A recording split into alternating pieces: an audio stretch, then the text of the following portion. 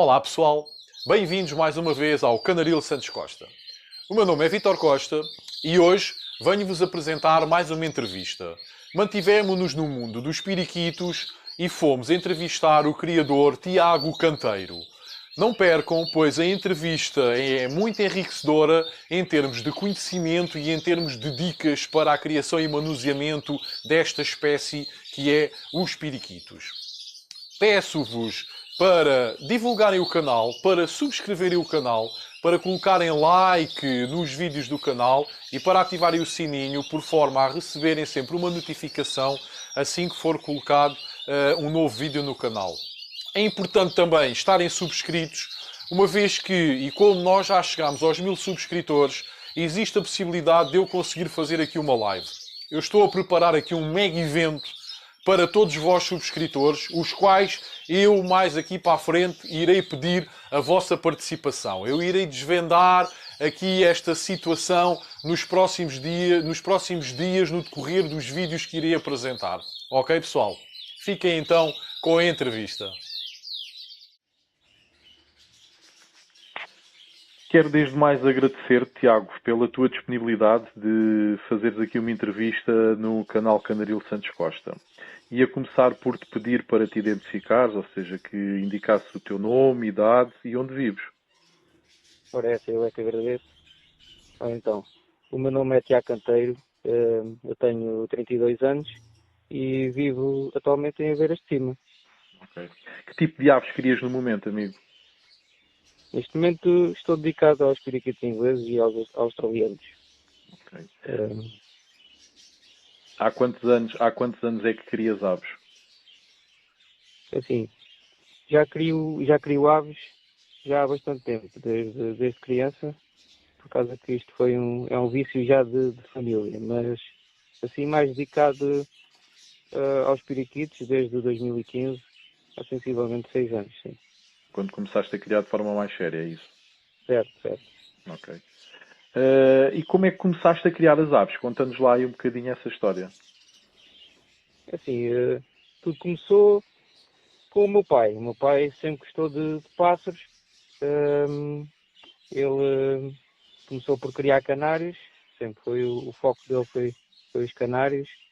E ao longo dos anos não fomos bem uns criadores, fomos uns colecionadores. Tivemos um bocadinho de tudo. Sim, Várias raças. Várias raças, exatamente. E depois, quando mudámos de casa, criámos um viveiro comunitário, onde tínhamos várias espécies de aves. Tínhamos caturras, red-rampos, roselas, por aí fora. Mas o espaço, pronto, as aves todas juntas, não... Ou seja, para o objetivo de ter crias era complicado. Então era complicado, claro. fomos tentando adaptar o espaço, pronto, fazendo divisórias como podíamos, para conseguir separar as aves por raça e para conseguirem criar as mesmas, claro. Exatamente. Exato. Olha, fala-me um pouco de cada uma dessas raças, ou seja, essa espécie é a mesma, não é? O periquito, mas fala-me um bocadinho sobre a raça periquito inglês e sobre a raça periquito australiano, por favor. Sim, o periquito inglês deriva do periquito australiano, ou seja, o periquito inglês foi criado pelo homem. Okay. Então, é assim, hoje em dia nós designamos o periquito inglês de periquito de forma e posição, e o periquito australiano é designado de periquito de cor. Ok. O interessante nestas aves é que cada criador tenta criar o seu estilo, o seu estilo de ave que gosta. No entanto, quem procura criar para expor tem que seguir as regras do standard propostas pela Federação. Claro. E fala-me um bocadinho do standard de cada uma das duas raças. No que é que consiste para ter um periquito inglês para expor e no que é que consiste ser necessário ter o periquito australiano para expor? Assim, no periquito australiano nós procuramos ser as aves o mais idênticas à ave selvagem, ou seja, serem pequeninas e corresponderem com a cor padrão de cada mutação. Enquanto no periquito inglês, o que nós procuramos inicialmente é a forma do pássaro, tem que ser mais vistoso, tem que ser um pássaro com mais estilo, com as grandes cabeças que hoje em dia... Desculpa, o standard tem um tamanho designado ou quanto maior a ave melhor? Como é que funciona em termos do tamanho no periquito inglês? É assim, nos australianos chegam aos 16 centímetros, 16 centímetros e meio, Okay. mas no caso dos ingleses, uns 21 centímetros por aí. Mas hoje em dia, ou seja, o standard, às vezes, como é que é dizer? O periquito, há periquitos muito grandes também. Okay. Só que depois não ficam tão estilosos, ou seja, tem que haver harmonia no pássaro, não pode ser um pássaro muito grande nem um pássaro muito pequeno, tem que haver harmonia, o pássaro tem que estar, pronto, eu neste momento procuro, nós falamos muito entre criadores que é a forma da cenoura, por exemplo, Okay. a forma assim mais larga em cima e depois Mais estreita em baixo. Exato. É o que nós procuramos, porque o periquito evoluiu muito, mas nós agora procuramos é o estilo do pássaro. Eu, pelo menos, tento ver os pássaros a preto e branco. Ou seja, não me preocupo pela cor, gosto mais de ver o estilo a forma, do pássaro. Exatamente. Olha, em termos de espaço, essas aves precisam de muito espaço? É algo a ter em conta ou nem por isso? É assim, dentro das gaiolas, as gaiolas de criação, o que eu procuro, por exemplo, lá em casa tenho 80 centímetros. E tento que as aves, de poleiro a poleiro, que elas não saltem, mas que tentem voar um pouco, de poleiro para poleiro. Pronto. As gaiolas de criação podem ser, pronto, no mínimo, há quem crie com 60 centímetros, mas varia, em média, 60 a 80 centímetros é o que... É o suficiente para manter um casal, é isso? Exatamente, para um casal sim. Ok. Olha, diz-me uma coisa, é sócio ou de que clube ou de que clubes? É assim, eu pertenço ao clube de Aveiras de Cima, que é o COAC, Clube Ornitológico de Aveiras de Cima, e pertenço ao Clube Português de Criadores de Periquitos Ondulados, que é sediado no Barreiro. Costumas pôr as tuas aves, certo? Se sim, em que exposições é que costumas participar, amigo? Assim, eu costumo participar nestes dois clubes, no Clube do Barreiro, do CPCO, e do COAC, em Aveiras de Cima. Geralmente não costumo ir a outras exposições como a Avixira, porque eu acho que é muito estressante para este tipo de pássaros. Mas para todos, acho que todos os pássaros fechados dentro de uma gaiola por tanto tempo, acho que é muito estressante. E para o periquito ele debate-se muito dentro do espaço. É um então espaço muito exíguo para o tamanho da ave, não é? Sim. Procuro sempre expor em no máximo 3 dias, uma exposição de 3 dias é o que nós criadores de periquitos tentamos sempre inserir os nossos pássaros nessas exposições. Eu também sou apologista, eu sendo criador de canários numa raça de porte como o Gloucester, também sou apologista das exposições o mais curtas possíveis. Nós nos Gloucesters temos uma situação que, para além das exposições temos as exposições IGVA, em que normalmente são um one day show, ou seja, nós levamos a ave de manhã ou na véspera, ao final do dia, a ave é julgada da parte da manhã, fica depois exposta durante a tarde, e ao final do dia a ave é-nos entregue e voltamos para casa com a ave. Ou seja, a ave sofre o mínimo de stress possível que possa haver neste tipo de exposições. E também sou muito apologista e penso que as exposições da COM também têm que se alterar e têm que reduzir o tempo em que as aves estão expostas, porque as aves muitas vezes vêm em muito mau estado e mesmo se não vierem em mau estado, vêm sempre alteradas. Porque é muito tempo que passa, é uma iluminação diferente, é uma alimentação diferente, é um manuseamento diferente, é tudo muito diferente e é muito chocante para as aves. Também concordo com isso, sem dúvida. Olha, relativamente à alimentação, administras o mesmo tipo de alimentação durante todo o ano ou vais alterando consoante a fase da época? Assim, a mistura de sementes que utilizo neste momento estou a usar, não sei se posso falar aqui de Claro que marcas, sim, mas, claro que sim, claro que sim. estou a usar da JSC, a mistura periquitos cria. É assim, a mistura seca utilizo todo o ano. Normalmente utilizo todo o ano. Mas pronto, depois utilizo outras sementes também. Relativamente a papas, usas papas secas, úmidas, semi-úmidas? É assim, utilizo ambas. Normalmente a papa úmida, utilizo a papa úmida por causa dos legumes que adiciono, ou seja, costumo colocar cenouras inteiras nas voadeiras, por exemplo, e cenoura ralada e triturada na papa. Ok. Os legumes, por exemplo, que mais utilizo são a cenoura, a beterraba, espinafres, ambos procuro sempre dá-los frescos, mas quando não tenho, por acaso descobri há pouco tempo uns produtos que são produtos desidratados. Não sei Desidratados, sim, se, sim, sim, sim. Sim, se, eu também se faço conhece. uso. Sim, sim, sim. Então aquilo é bastante prático e pronto, e é rápido de hidratar novamente Basta e de deixar em aplicar. imersão uns minutos e Exato, aquilo exato. fica hidratado e é fácil logo de administrar às aves, porque aquilo até já bem ralado é bastante simples de administrar, exatamente. Exato. Olha, em termos de, não sei se estou a cometer alguma gafe ao fazer esta pergunta relativamente aos periquitos, mas é normal a administração de sementes germinadas aos periquitos ou outro tipo de substituto?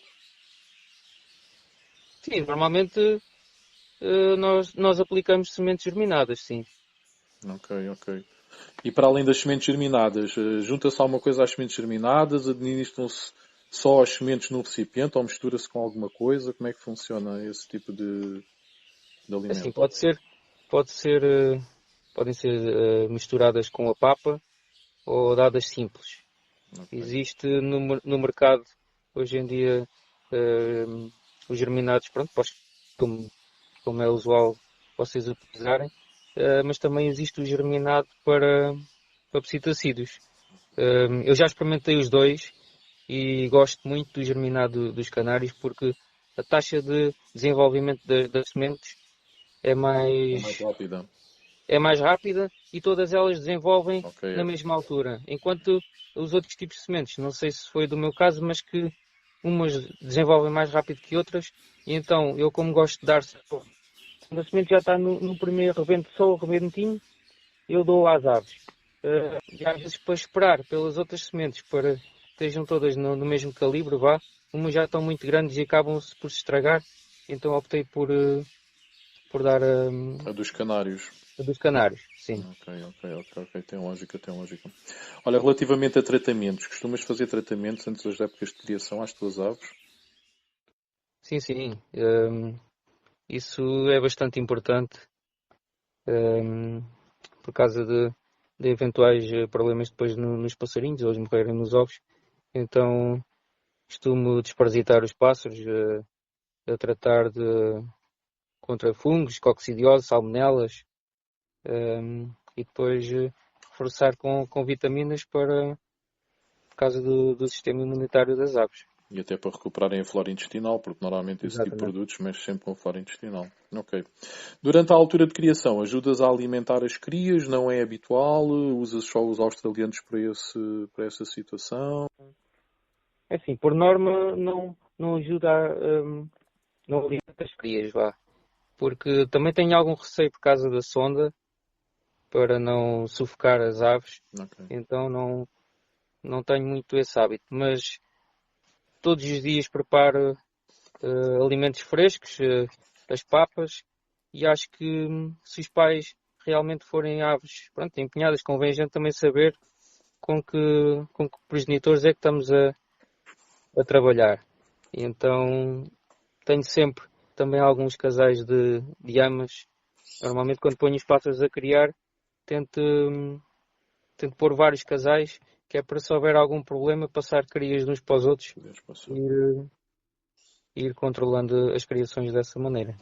Diz-me uma coisa, tu crias mesmo também os periquitos australianos, não fazes apenas uso deles como amas para os ingleses? Ou usas os australianos para cuidar das crias dos ingleses e os ingleses, ou seja, não fazes uma criação direta com os ingleses? Como é que tu procedes aí no teu aviário? É assim, eu crio direto com os ingleses, Ok. mas gosto também de criar os australianos, porque, por exemplo, eu neste momento tenho os Lacewing, que é a cor que eu aprecio nos australianos, e é essa cor que eu mantenho. Porque normalmente nós, para criarmos pássaros, eu, por exemplo, gosto de tentar criar aquilo que eu gosto. Não vou muito de acordo com, vá, hoje está-se a utilizar esta cor, pronto, é moda, vá lá. Eu não, gosto de criar aquilo que eu gosto. Em termos de poligamia, praticas a poligamia nas tuas aves? Sim, costumo rodar um macho por várias fêmeas, duas ou Ok. três. Mas Eh, as fêmeas separadas umas das outras, certo? Cada fêmea na sua certo, gaiola e certo. vais pondo Cada os fêmea machos. na sua gaiola, Ok, exatamente. ok.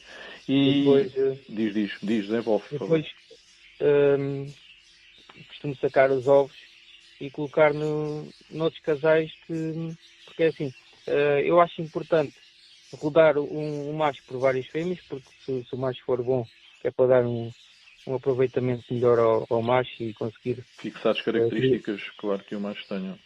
exatamente focar essas características, mas acho importante, quando é na altura da criação, por exemplo, é que eu tenho alguns casais, por exemplo, alguns machos, principalmente, que só gostam de uma determinada fêmea e não aceitam outras. E então, hum, eu costumo, ao rodar o macho, eu gosto que o macho e a fêmea estejam a tratar das crias, Ok, não colocar a fêmea sozinha a criar uma ninhada, que acho que isso é muito desgastante. claro. E então, tiro os ovos, faço a rotatividade do macho, depois o macho há de acabar por ficar com uma das fêmeas só a criar uma ninhada, e os restantes ovos das duas fêmeas que, se por acaso ficarem fecundados, que às vezes não acontece, porque o Claro, periquito claro. é complicado de fecundar, então é isso que faço. Nesse caso, se ficarem fecundados, acabas por passar esses ovos para amas. É isso, para não estar a explorar muitas fêmeas que ficaram sozinhas entretanto, não é? Sim, Um sim, bocadinho sim. por aí. Diz-me uma coisa, em termos de posturas, qual é que é o número normal de posturas de ovos, tanto dos australianos como dos ingleses? É assim, o número de normal de postura, normalmente metem 7 ovos por aí. Ainda são bastantes. Ainda são Sim, bastantes. sim, sim. Eu, E por você... exemplo, neste momento tenho uma fêmea que pôs 8 ovos, foram 8 ovos que ficaram cheios. E pronto, Espetáculo. tinha outras fêmeas que os machos não fecundaram e pus os ovos debaixo delas e pronto, uma está com 4 ovos, outra está com outros 4. Porque acho que é importante, principalmente os ingleses, de criarem no máximo 4 crias. E diz-me outra coisa, vocês, e eu reparo pelo tamanho dos ninhos, pela dimensão dos ninhos, vocês têm facilidade em colocar ovos de início de choque de uma determinada data com ovos 2 ou 3 dias mais novos? Existe essa facilidade na criação dos periquitos? Eu vou-te explicar porque esta pergunta. Nós nos Canários, os criadores de Canários, não temos essa facilidade. Como o ninho é uma concha, é meia concha, Sim, os ovos têm que ser, o início do choque dos ovos tem que ser todos no mesmo dia. Isto porque, se houver, quando as crias nascerem, se houver uma cria ou duas que tenha 2 ou 3 dias de diferença relativamente às crias mais novas, essas crias mais novas vão ser pisadas e vão simplesmente morrer por causa das crias mais velhas. Relativamente a vocês, eu penso que aquelas caixas grandes que vocês usam como ninho, se calhar é possível fazerem esse procedimento ou não?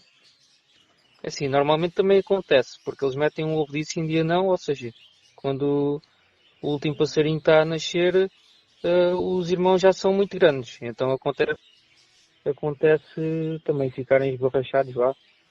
pelo, pelos irmãos. Uma coisa que nós fazemos também é trocar os ovos para nascerem todos na mesma altura, como se faz nos Canários, só que convém nós sabermos com que fêmeas é que estamos a trabalhar, porque se for uma fêmea nova que nunca tenha criado, se nós trocarmos os ovos, eles nascerem todos num dia, por exemplo, ela acaba por deixá-los morrer, por exemplo. E então se for pronto, pela ordem natural, vá, se por acaso for acontecendo algumas perdas, nós vamos se apercebendo e vamos tentar colmatar esse Compensar de erro. alguma forma, claro. Sim. Claro. Olha, consanguinidade. Praticas a consanguinidade no teu plantel? Sim, mas só em casos muito específicos. Se as aves forem realmente importantes para a continuação da evolução desse tipo de família, sim, faço isso. Praticas, ok. Fazes uma consanguinidade muito próxima quando a praticas ou mais afastada? Tipo avós, netos, tios, sobrinhos? Como é que costumas fazer? Assim, neste momento, por exemplo, tenho lá uns pássaros, uns lutinos, que estou a fazer pai com a filha, para tentar, pronto, arranjar mais pássaros daquela qualidade. Mas assim que conseguir, por exemplo, um passarinho, vou tentar abrir. Já não vou repetir isso porque acho que não é muito bom. Claro, claro, claro, claro. Olha, trabalhas em circuito fechado no teu plantel ou costumas adquirir aves novas com regularidade? Assim, costumo comprar quando preciso, porque para completar algumas características de algumas falhas que as minhas famílias que eu estou a formar precisam. Hum, Basicamente, nós quando compramos pássaros é para tentar melhorar alguma coisa. Mas, sim, às vezes Costumas costumo fazer. tirar alguns pouquinhos. Sim. Relativamente às criações, já os periquitos já iniciaram a fase das criações? Fala-me um bocadinho quando é que começa, quando é que acaba. Assim, este ano foi um ano muito atípico para mim, porque o nosso inverno foi, na minha zona, é bastante frio e para o ano já estou a refletir se vou começar mais tarde, talvez vá começar mais tarde, assim, talvez por esta altura, porque comecei muito no pico do inverno e chega a ser menos 2 menos 3 graus negativos na minha zona e tive algumas baixas. Então não vou continuar com este ciclo. Então o normal dizes que é mais ou menos ali no início do inverno que começam as criações nos periquitos, é isso? Por Lá para norma? novembro, sim. Ok, Mas ok. normalmente o periquito cria todo o ano. Mas Exato. eu tento criar mais no inverno e depois parar no verão por causa das altas temperaturas, porque acho que é sufocante. E então durante o inverno, do verão, digo, não costumo criar. Mas há criadores que têm, pronto, outras instalações. Eu neste momento estou a ponderar ou colocar um ar-condicionado, por exemplo, para tentar minimizar, não criar na altura do verão, mas que tentar arranjar condições para que os pássaros passem melhor aquele período. Aquela fase, claro. Quantas posturas permites que as tuas aves tenham na altura da criação? Sim, no máximo três posturas. Sem amas. Sem usar Sem amas, amas, normalmente. sem usar amas, sim. Ok. Qual é que é o número mais ou menos de casais com que estás a criar no momento? Assim, neste momento tenho 32 casais. Ok. Que 32 casais, entre os quais quantos ingleses e quantos australianos? tenho 10 casais de australianos e o resto são ingleses. Qual é que é o número mais ou menos de crias que costumas tirar numa época de criação? Assim, época de criação, por exemplo, eu no meu aviário não sei se é normal ou não, mas por exemplo, em 2019 tirei 59 fêmeas e 2 machos. Ui! Eu não sei, eu não sei se é do frio que tiro muitas fêmeas. Normalmente no periquito sai mais machos do que fêmeas, mas ali no meu aviário aquilo É o inverso. tem sido muito o inverso. Muito estranho, Uh, realmente. É muito estranho, mas é assim, em relação às crias, eu não me importo de tirar muitas ou poucas, desde que tiro, porque aquilo para mim é um passatempo. Claro. Eu não me preocupo se elas não criarem, também não é por aí. Eu não vejo não estou nesse objetivo. Claro. Quero me divertir e tentar aprender ao máximo e usufruir do momento. Do hobby, claro. Olha, em termos de iluminação artificial, aquecimento, fala-nos um bocadinho do que é que fazes uso no teu aviário relativamente a esses aparelhos, a essas técnicas que é normal se praticar. É assim, o meu aviário está, por acaso, está bem iluminado, mas de luz natural. Não tenho qualquer tipo de luz artificial. O que eu uso para tentar poupar também alguma eletricidade, utilizo uns painéis solares para carregar a luz durante o dia e depois à noite ter uma luz de presença. Acho que isso é que é importante também, ter uma luz de presença. Ou existem umas luzes também próprias, também ando a ver para aplicar lá no espaço, porque acho que há uma luz própria para de noite. Ainda não fui, não estou muito dentro desse assunto, mas acho que é importante haver uma luz de presença, porque fala-se muito no caso dos relâmpagos que Sim, sim, sim. matam os pássaros, mas eu acho que não é o caso do relâmpago em si. É as fêmeas que se assustam e É saem o do ninho e susto, claro que sim. depois não acham, pronto, o sítio para entrar para o ninho, então acabam por morrer as crias com frio. Esse é um tema que eu, por acaso, um dia deste ainda tenho que fazer um vídeo sobre esse tema, porque existe muito esse mito de que o relâmpago mata as crias e mata os embriões e anda para aí muita história e é um tema para eu desenvolver um dia destes num vídeo. Há a história dos pregos debaixo dos ninhos, um bocado de metal nos ninhos e por aí fora e é um tema É, também extremamente já. interessante. É, exatamente. Olha, amigo, da minha parte a entrevista está feita. Eu não sei se É, queres concluir aqui com alguma outra questão que não tenhamos aflorado ou com alguma informação que queiras deixar aos criadores iniciantes. assim, eu acho que os criadores iniciantes devem, antes de adquirir qualquer animal, deve existir um planeamento, neste caso do aviário, dos espaços que vão usar e das aves que vão ter e de quantas gaiolas vão ter, Porque hoje em dia nós tentamos ter, meia dúzia de gaiolas, mas para o futuro, se calhar vamos querer pôr pronto, mais umas quantas. Então, acho que cada criador deve pensar no agora, mas também no futuro, para tentar planear para evoluir mais tarde. Devem também criar zonas no aviário, por exemplo, arranjar zonas com voadeiras para as crias. Por exemplo, as voadeiras de metro são muito usadas por causa de dar para separar as aves por idades. Está bem que essas voadeiras de metro levam poucas aves, mas o controle das mesmas é mais fácil, porque dá para. Pronto, os pássaros não brigam com tanta regularidade. As doenças que existirem são mais fáceis de nós conseguirmos detectar no momento, exatamente.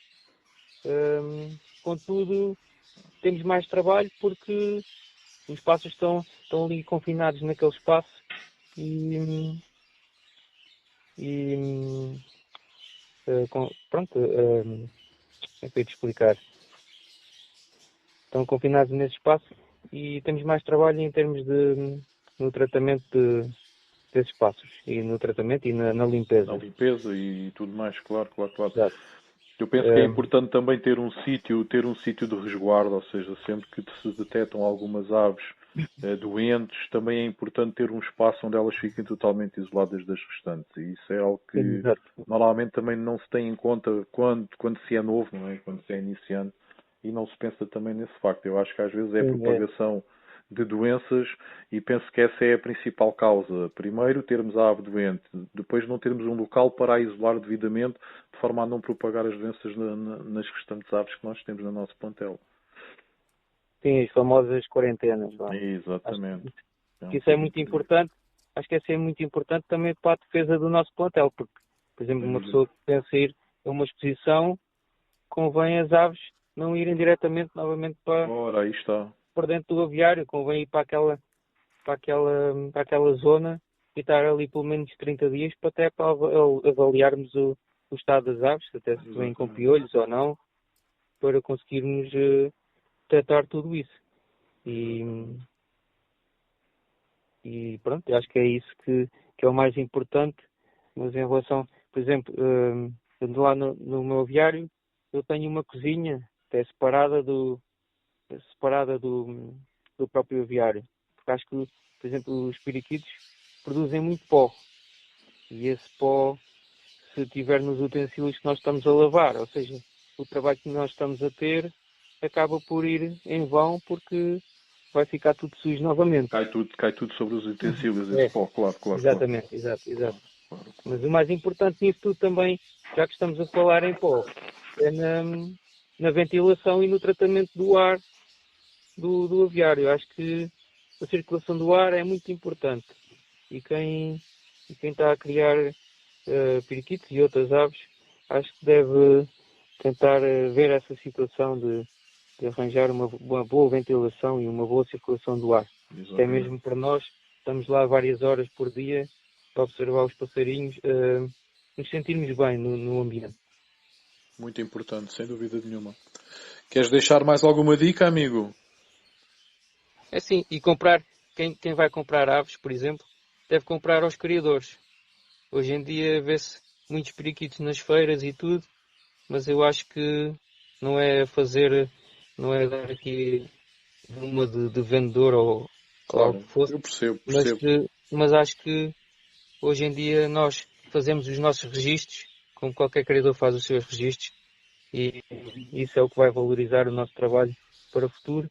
E quem vai começar a criar sabe, ou seja, mesmo que o criador não dê a filiação dos pássaros em si, o criador vai sempre dar suporte a esse novo. A qualquer momento pode ser questionado o criador sobre a ave X ou a ave Y, qual a sua descendência, qual a sua mutação, exatamente. Há N fatores que, se adquirirem as aves na feira ou numa loja, nunca vão ter esse know-how, não é? Nunca vão ter essa possibilidade de questionar o próprio lojista, né? ou o vendedor de rua, de mercados e por aí fora e de feiras, que nunca vai saber dar essa informação porque adquiriu as aves a um terceiro e esse terceiro não lhe passou essa informação, como é óbvio.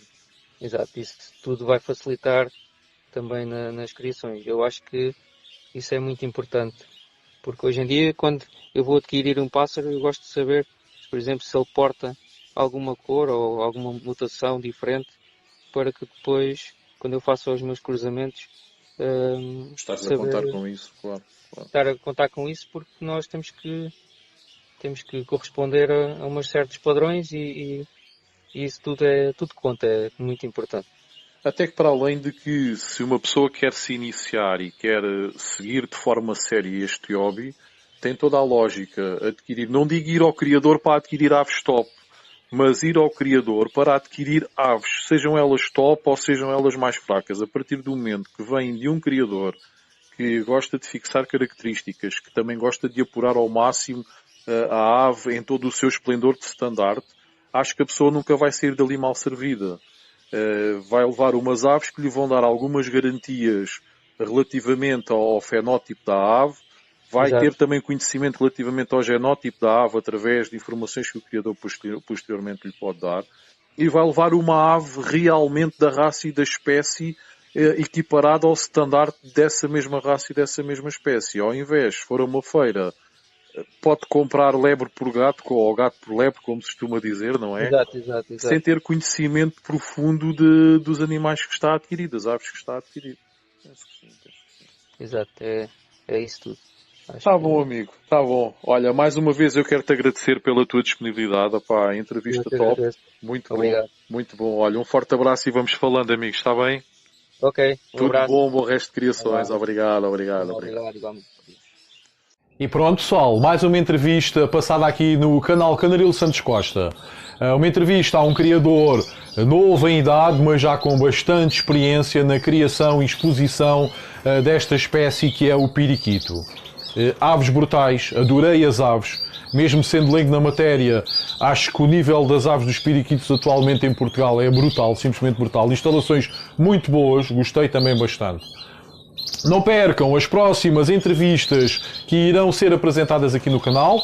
Como vocês já devem ter reparado, eu tenho apresentado sempre entrevistas aos sábados, domingos e quartas, e enquanto houver disponibilidade dos criadores em serem entrevistados e apresentarem as suas instalações e as suas aves, eu irei manter esta dinâmica de apresentar 3 entrevistas por semana.